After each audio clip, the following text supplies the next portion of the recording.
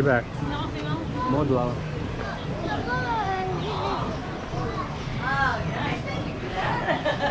I was like, damn, I must have been at the wrong time. I know, I was trying to get wait taller.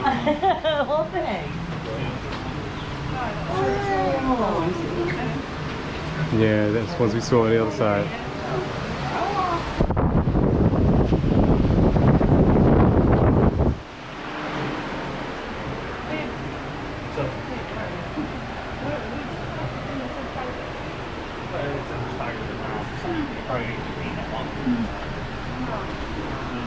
Mm.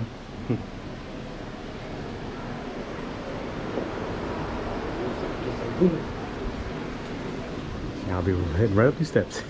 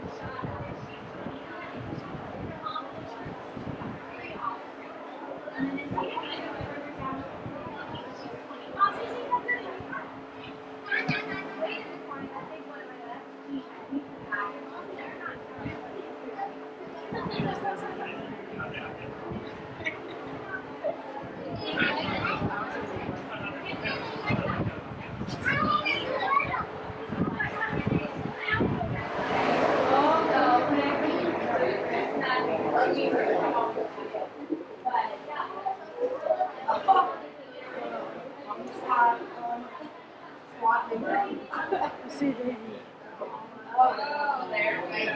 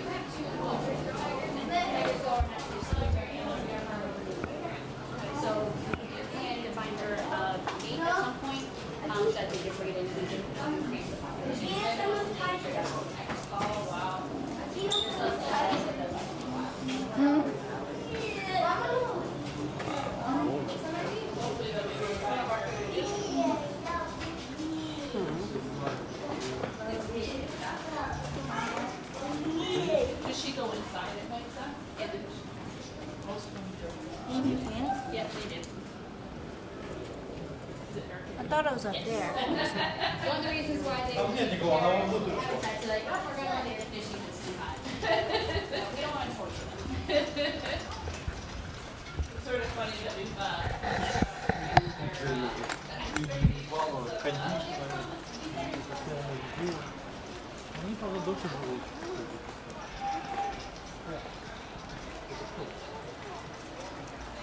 Whoa. That's what I'm talking about. Look, oh, cool is that?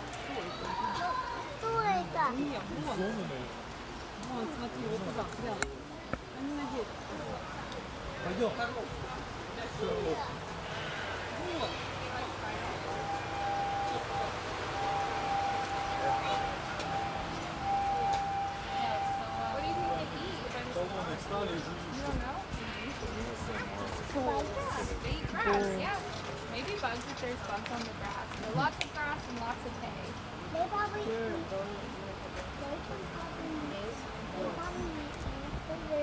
Bubba, it's gonna hurt your face. Probably. You want some water?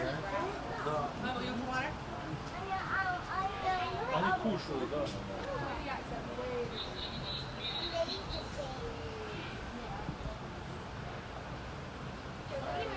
Go to the next one. Say thank you.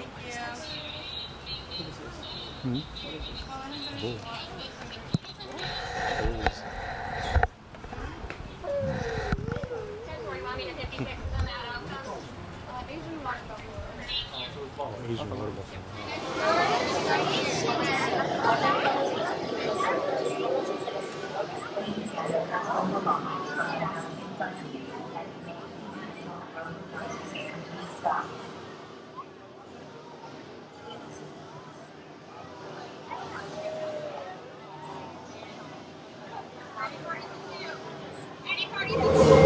This is Seeker.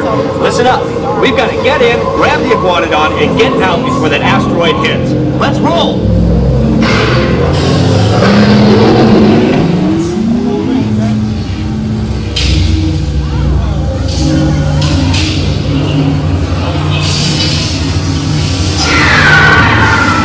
Okay, now, let's go get that dino.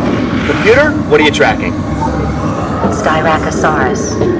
Not our dino.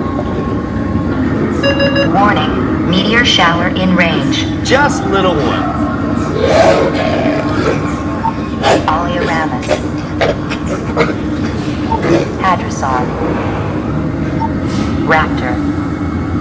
Time to get serious. Locking autopilot on homing signal now! Hang on! I'm tracking a big dino on the scope. Could be ours. Computer, full stop. Identify. Carnotaurus. Definitely not our dino. Go, go, go! Nice. Another big guy coming up. Computer. Slow and identify. Sauropod. Still not our dino, but at least this one's a vegetarian.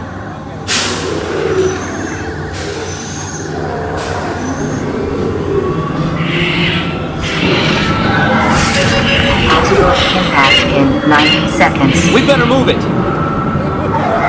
Pterodactyl. Incoming! Asteroid impact in 60 seconds. We can't stop now! Keep going, keep going! Compsognathus. Computer, what's happening? Loss of traction. Four-wheel drive, move it! Warning, meteor strike. Evasive maneuver! Left! Right! Left! Right! That was close! Computer, now what? Carnotaurus. That's it! Abort mission! Abort! Abort! Iguanodon. Forget it! Get them out now! Asteroid impact. Brace yourself! This is it!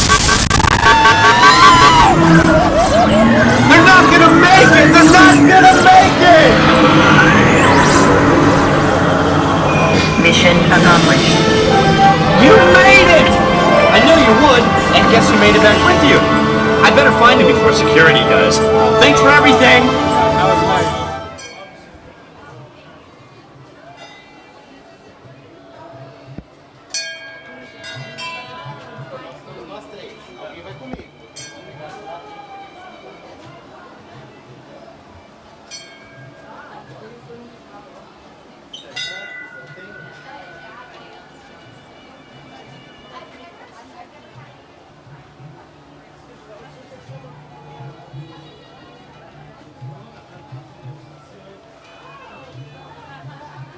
Mambo friends, my name is Madeline. I'm going to be your safari tour guide here through the Harambe Wildlife Reserve today. Now, some safety information. Please make sure to remain seated and keep those hands, arms, feet, and legs inside the vehicle at all times. Now, this is a picture safari, so pictures are encouraged. But hang tight to those devices. It does get pretty bumpy out there, and we will not be able to stop for any dropped items. If you do drop something, make sure to raise your hand. I'll raise mine too, and we can wave goodbye together. Is this anybody's first time traveling with us here at Kilimanjaro? Yeah, awesome, mine too. Oh, just kidding. If you take a look at that animal spotting guide above your head, you'll be able to see some of the animals we may be able to see. We may not see all of them, but we do usually get pretty lucky. Now, who's ready for a 2-week-long journey through Africa? That's what I like to hear. Don't worry, it's not going to feel like 2 weeks. It's going to be so much fun. It's only going to feel like 20 minutes. We're going to start that journey right here in the Little Ituri Forest. This forest is home to lots of animals that are very good at camouflage, which means they're able to protect themselves from any predators that may be nearby. So we'll keep an eye out and we'll see what we can find. Hopefully it doesn't rain for the entire 2 weeks that we're out here. But that's fine. Our animals do typically like the rain. Over to the left, this is a saddle-billed stork. They get their name from that yellow saddle-shaped part of their beaks. They can be up to 5 feet tall with a wingspan of up to 9 feet, which is about a foot shorter than the width of our canopy here today. Now, over to the right, back there in that corner, you can see the okapi. They're very shy, timid animals, and they do usually hang out in the back of the forest. Now, don't be fooled by those zebra party pants. The okapi are not related to the zebra. They're actually the only known relative of the giraffe. I believe they're actually the original giraffe species, so I guess that you could say that an okapi is not a copy. Also, over to the right, you can see another one of those saddle-billed storks. They do mate for life, and you can tell the difference between a male and a female based on their eye color. Females typically have a more golden eye, while the males tend to have a more brown-colored eye. Up here to the right, you can see the horns of the bongo. So bongos are nicknamed the ghost of the forest because of the stripes on their backs. They're able to blend in really well with the trees. Both male and female bongo have those horns, unlike another animal that lives here in the forest. Over to the left, you can see the black rhino up there. Black rhinos are the smaller of the 2 rhinos that we have here on the reserve. There are only a couple thousand of them left in existence.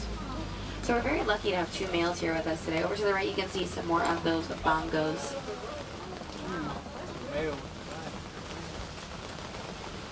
Looks like we're coming up on our last animal of the forest here. It's going to be over to our left, and it's going to be the greater kudu. They're these lighter ones.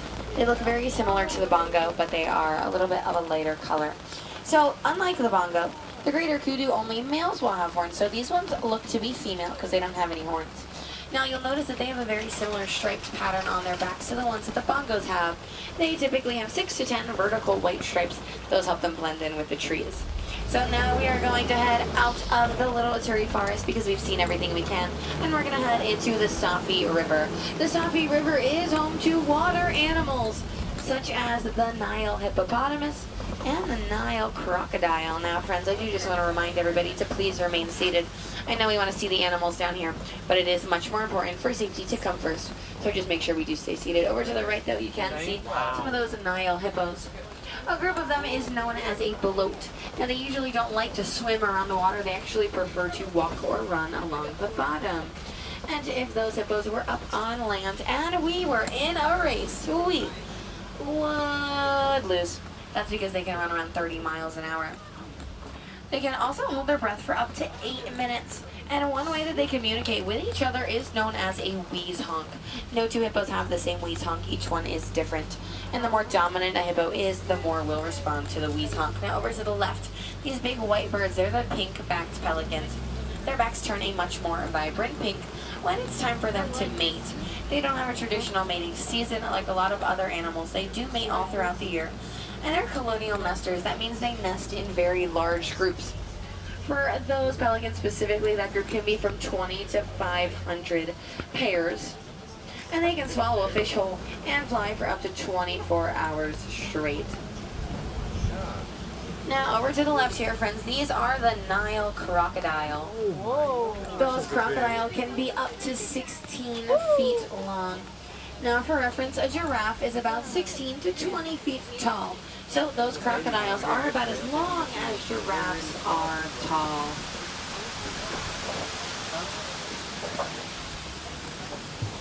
Those crocodiles can eat up to half their body weight in a single feeding. They are very good parents though.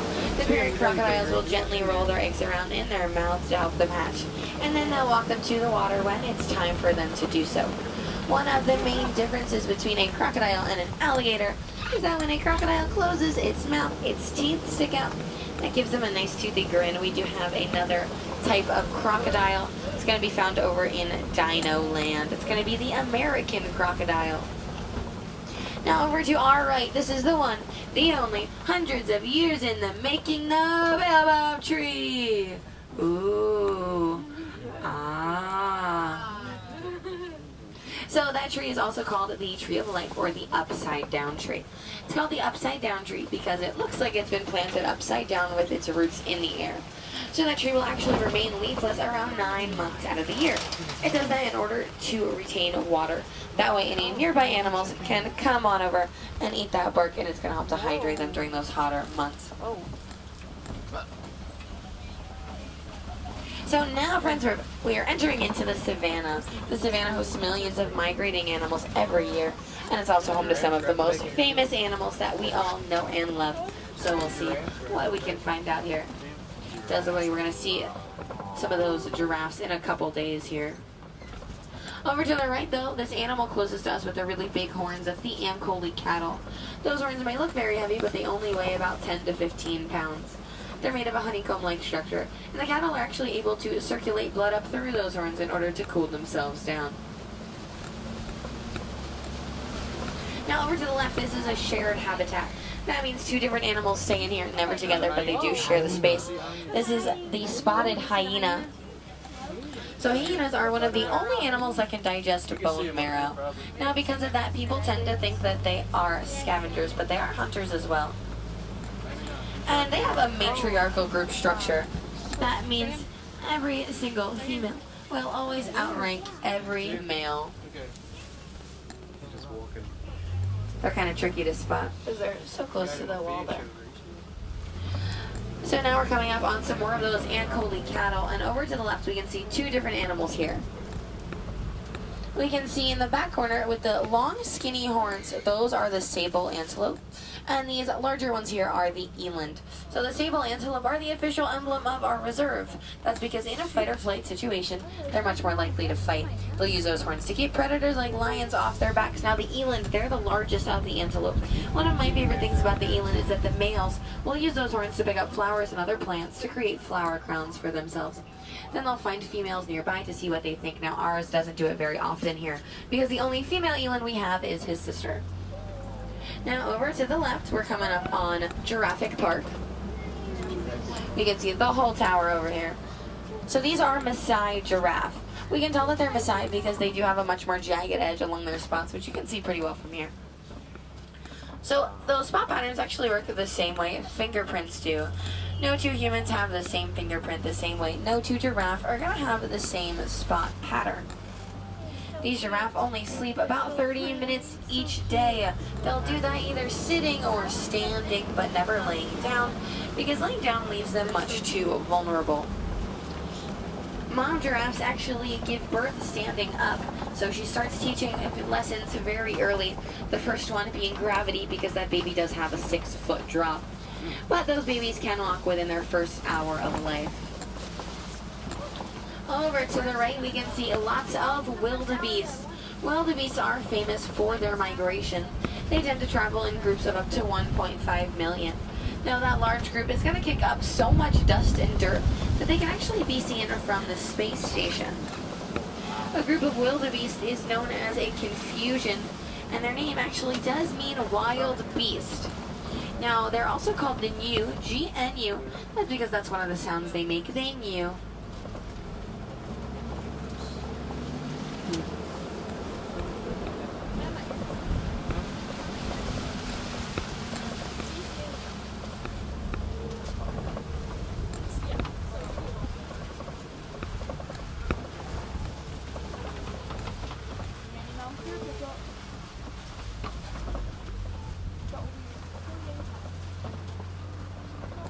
we can see a lot of that confusion spread out here.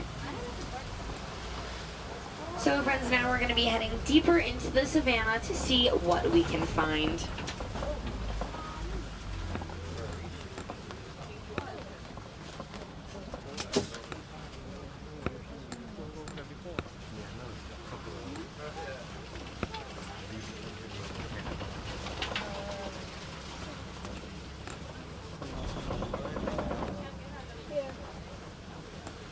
Over to the left, it looks like we can see some mandrills moving around back there. Mandrills are the largest of the monkeys, with the males weighing up to 100 pounds. They do have little storage pouches in their cheeks, kind of the same way squirrels do, so that they can store their snacks for later. Looks like they may have gone behind that bush.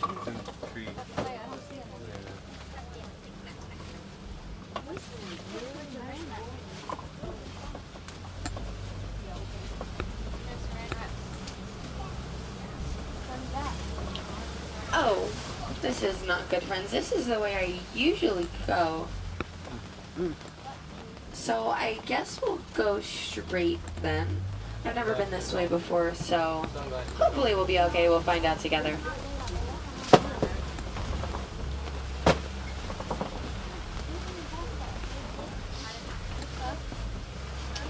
Oh no. Oh, this bridge does not look good, friends. It looks like it's held together by ropes, and I think that's a zip tie. Lovely. Oh, well, as they say in my favorite Disney movie, Hakuna Matata. Don't you just love The Little Mermaid? Yep.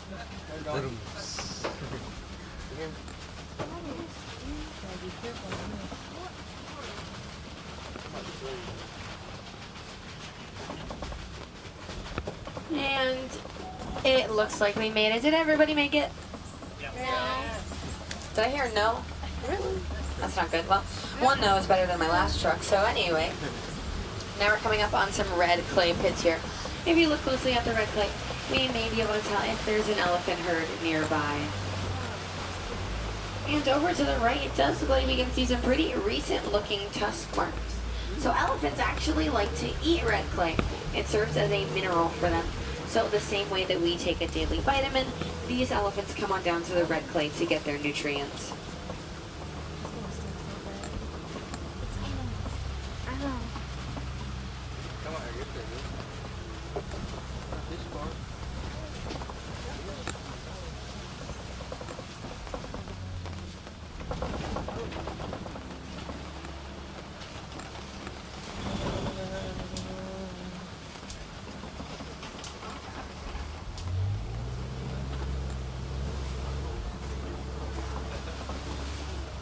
So it looks like there may be some elephants nearby. We can tell because of this dirt pile and mud pit there.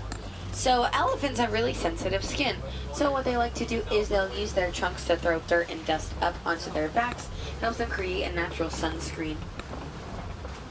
They also like to throw water on their backs, as that helps them cool down. And it does look like we are coming up on one of those elephants up ahead here to the left.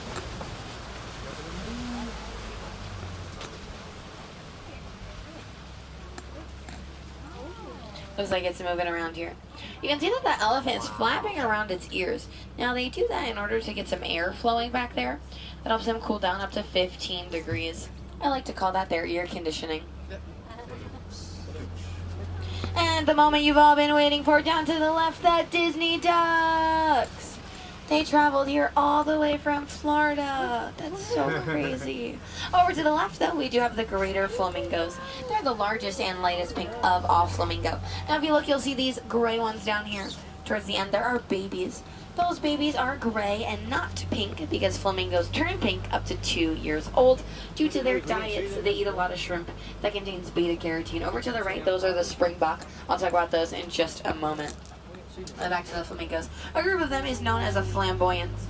And the island here is a large hidden Mickey. You can see those two ears at the top there. Now, does anybody know why flamingos stand on one leg? No? Yeah, me neither. But there's some theories, though.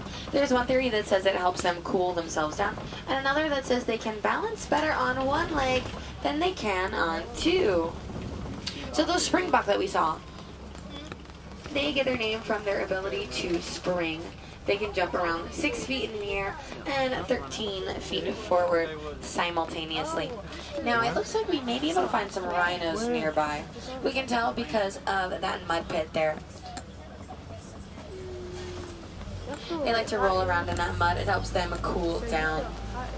So we'll keep an eye out and we'll see if we can find any nearby.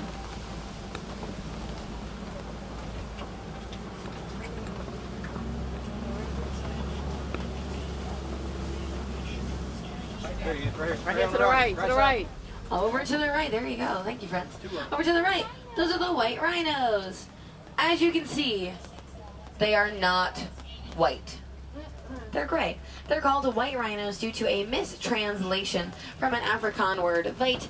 It actually means wide, and it was used to describe their mouths.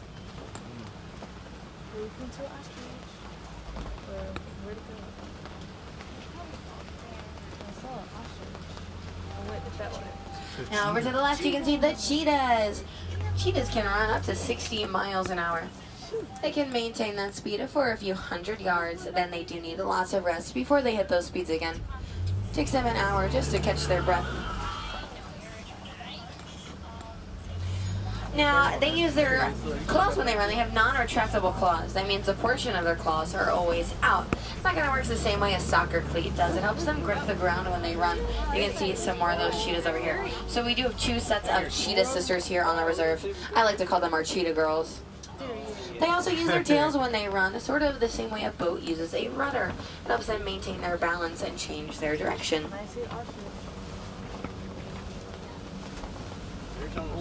Right here to the right.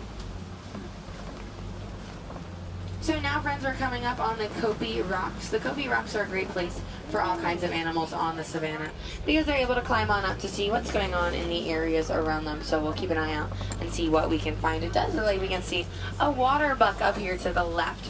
So water buck drinks so much water in a day that they can usually always be found by a source of it.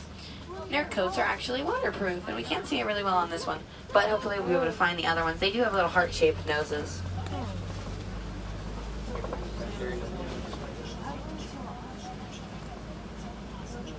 Over to the left, this is our Bontebok. His name is Sebastian. Hi, Sebastian. I love you, Sebastian. See you in 2 weeks, pal.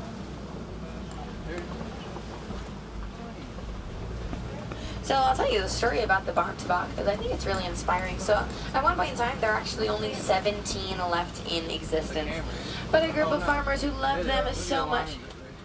Can you see the lions up there? Oh, yeah. Oh, she's all the way up there. They usually don't hang out up there, so I tend to not look up there. But there they are. Those look like both of our females here. Can everybody see them? The male's at the bottom there. I'll move up a little bit more. Yeah, those both look like our females. So, lions usually sleep or rest about 16 to 20 hours a day. They do that in order to conserve their energy for the hunt that they do at night. They hunt at night because their eyesight is 6 times better in the dark than ours is. And the females of the pride actually do all of the hunting. The males typically stay back and protect the area and any cubs. I'll get back to the Bontebok story in just a few moments. Now, down to the left here, these are warthog burrows. Warthogs will dig these burrows down below with their feet and tusks, and then they'll back themselves in with their tusks out in order to protect themselves from any predators that may be nearby.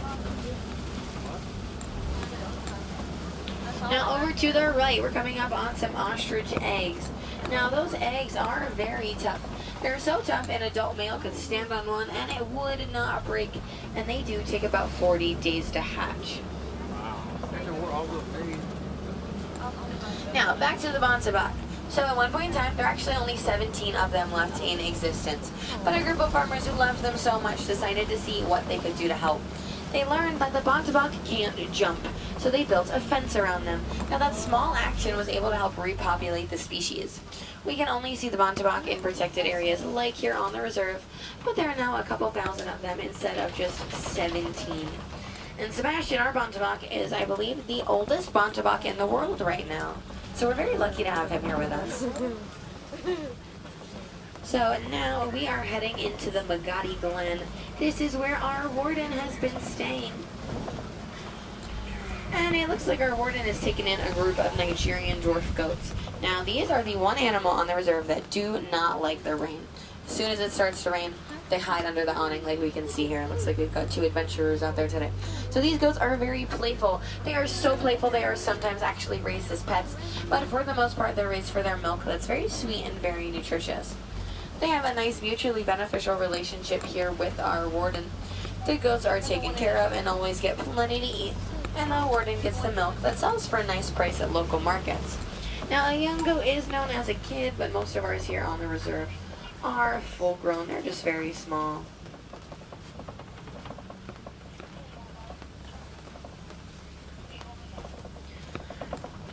So friends, unfortunately it does seem like our safari adventure is coming to an end. We saw a lot of really cool animals today, and there are a lot of ways that we can help those animals here in the parks. If you're feeling thirsty after our journey, you could head on over to Creature Comforts Starbucks.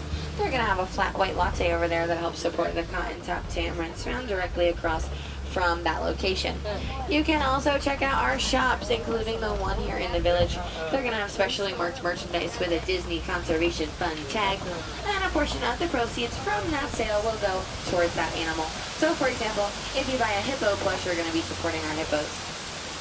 You can also round up to the nearest dollar on any merchandise purchase, or make a flat donation and receive one of our Disney Conservation Fund funds. Now, Disney does match any donation, so anything you donate today will be doubled for our animals. So for my wilderness explorers on board, you have been on board the Simba 1 today, the Simba 1. You're going to need that code to go and get your badge. Now friends, we're going to be unloading it here in just a few moments. So in the meantime, I'll tell you about a couple different things you can do here at Animal Kingdom today. So I'll start by telling you things you can do in Africa.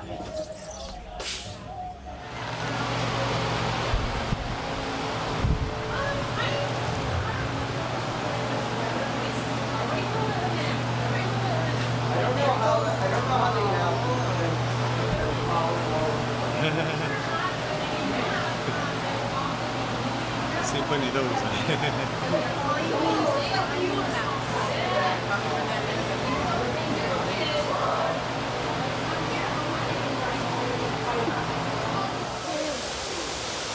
Wow, that's a lot of fish. Look. Right behind, they're flying by you. They keep flying by you.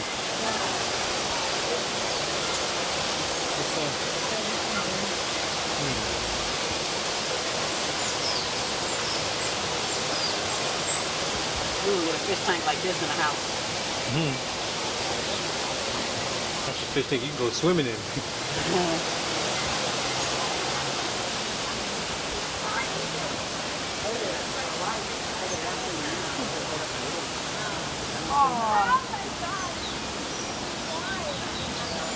was trying to get it slide down. No, he was trying to get it big. You got the fish.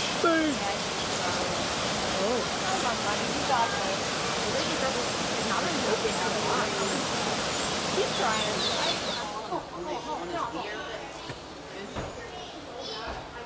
Why is he standing in a net? He is the thing.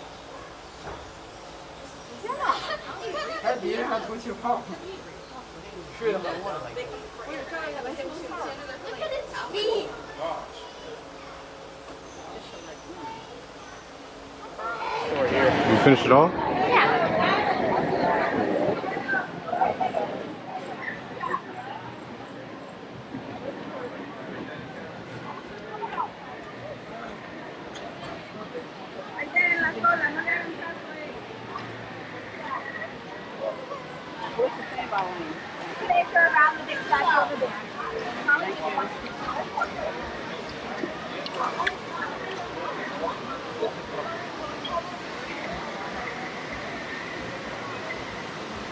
Padre, usted se dio la película.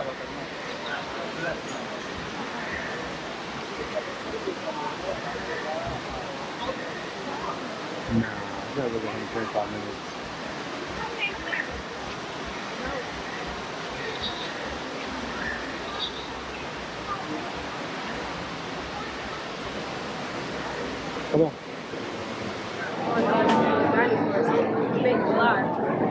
You sure? We met at Vienna.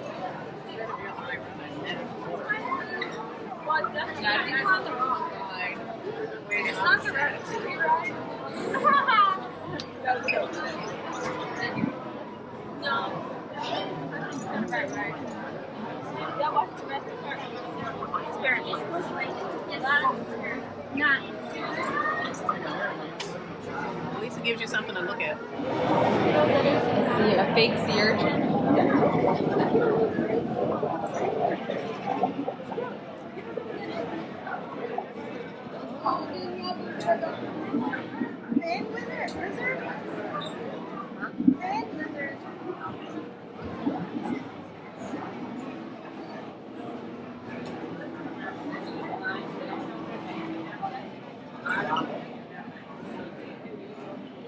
Exit. Well, if they say, okay, that was the ride. That's not good.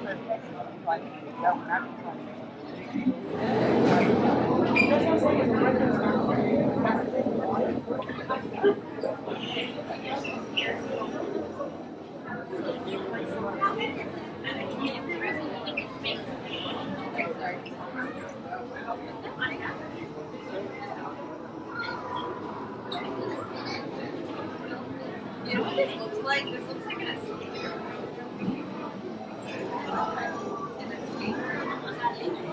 Like you go in rooms like this, you're like fine.